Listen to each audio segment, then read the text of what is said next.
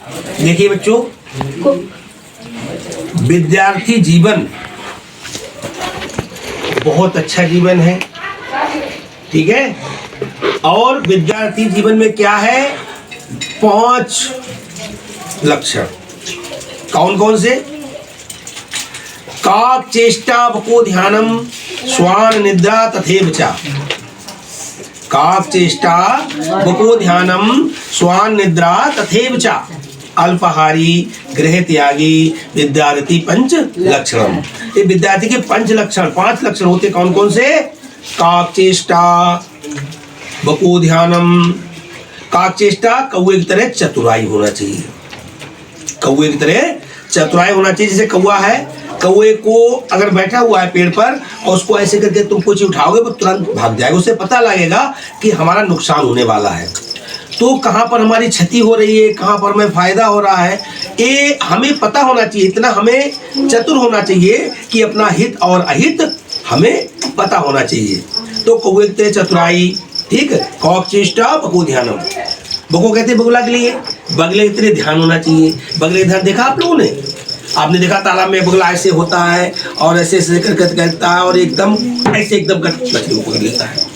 एकदम उसका ध्यान केंद्रित रहता है किस पर? अपने शिकार पर। इधर तो नहीं देखता है। और जैसे उसका शिकार आए तो ऐसे ही आपका ध्यान होना चाहिए। जब आपको कोई बात पढ़ाई जाए, कोई विषय पढ़ाया जाए, ठीक है, कोई टेंस पढ़ाया जाए, तो आपका ध्यान उस पर होना चाहिए, ठीक है। जो आपको पढ़ा रहा है, चाहे वो कोचिंग हो चाहे स्कूल में हो, तो जो शब्द उनके मुंह से निकले, ठीक है, तो उनको आप एकदम कटक लो। जैसे बगला जो एकदम कटक लेता शिकार के लिए, ठीक है। मैं समझा रहा हूं बको ध्यानम और आपका ध्यान इधर हो गया। उसके बाद क्या आता है? काक चेष्टा बको ध्यानम श्वान निद्रा। श्वान कहते हैं कुत्ता के लिए। कुत्ता की तरह नींद होना चाहिए। कुत्ता की नींद देखी है आपने? कुत्ता सो रहा है और आप पड़ोस से जाओगे तो एकदम कुत्ता भुक भुक करता है नहीं, एकदम दौड़ पड़ता है, एकदम उठ जाता है आपके पैरों की जरा सी आवाज देख करके, और एकदम। तो कुत्ते की तरह नींद होना चाहिए। ये नहीं कि आप सोए, मम्मी आई, अरे भैया अंकित उठो ना।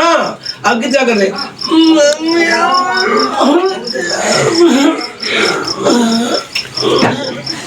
ऐसे अंगड़ाई ले, तो ऐसे नहीं। अगर मम्मी ने पुकारा अंकित, हाँ मम्मी उठो, बस एकदम उठो, ठीक है। तो क्या हुआ? श्वान निद्रा तथैव च। अल्पाहारी, कम खाओ। ज्यादा खा लोगे शाम को पढ़ नहीं पाओगे, बैठोगे आलस होगा, यार क्या बताऊं यार अंकिता भैया बहुत पेट। तो कम खाओ, अल्पाहारी कम खाओ। और गृह त्यागी, गृह त्यागी मतलब ये नहीं है कि घर छोड़ दो, घर नहीं छोड़ना है, एकांत में पढ़ना है। पता लगा है कि आप जहाँ पर पढ़ रहे हो वहाँ पर आपके परिवार का छोटा बच्चा आपका भाई लगाया पड़ा, मेरे अंगने में तुम्हारा क्या काम है? वो लगाए पड़ा है, तुम पढ़ रहे हो, वो लगाए पड़ा है, मेरे अंगने में तुम्हारा क्या काम है? तो आपका ध्यान उधर चला जाएगा। तो आपको एकांत में पढ़ना है, ठीक है। गृह त्यागी का मतलब है एकांत में पढ़ना है। तो ये 5 लक्षण जिस विद्यार्थी में होंगे वो हमेशा आगे बढ़ेगा, ठीक है। तो हमें क्या करना है? आप लोगों को क्या करना है? आगे बढ़ना है। तो हमेशा ध्यान से पढ़ो, जो पढ़ाया जाता है उसको ध्यान से पढ़ो और मनन करके पढ़ो। और जब सुबह को उठा कर, देखिए मैं बताऊँ आपके लिए, सुबह जल्दी उठो, 5 तक उठ जाया करो, ठीक है।